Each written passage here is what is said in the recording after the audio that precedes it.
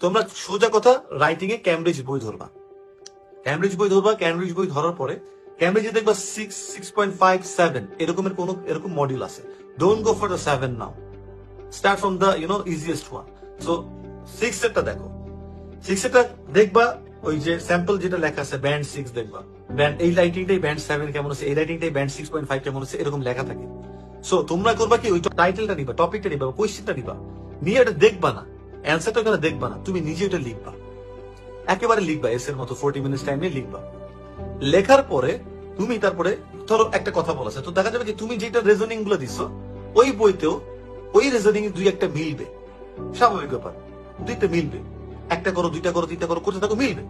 যখন এটা মিলে গেল তখন তুমি এটাকে ক্রস চেক করো যে ওই যে সেন্টেন্স, ওই একই কথা আমিও লিখছি, ও লিখছে, ওর লেখাতে এই ওয়ার্ড গুলো আনছে, আমার লেখাতে আমি তো এই ওয়ার্ড গুলো আনি নাই।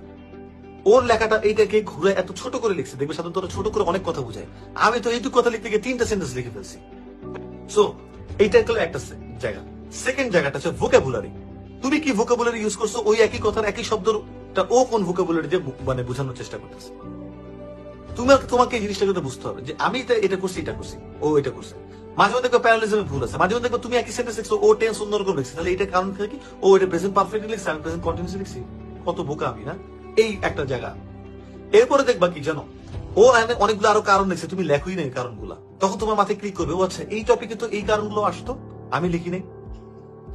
6 এটা দেখবা, 7 এটা দেখবা যে একই জিনিস কিভাবে লিখছে, আরো ডেভেলপড, আরো সুন্দর ভোকাবুলারি, তখন বুঝবা এই টাইপের হার্ড লেভেলে গেলে বা এই টাইপের জায়গায় গেলে 7 পাওয়া যায়, আমারটা কোথায় আছে। আবার এমন হইতে পারে, দেখতে পারে যে তুমি খুব সুন্দর কিছু লিখছো, হয়তো ওখানে লেখাও নাই, এটাও হইতে পারে, এটা খুব কম হয় কিন্তু এটাও হইতে পারে, খারাপ কিছু না।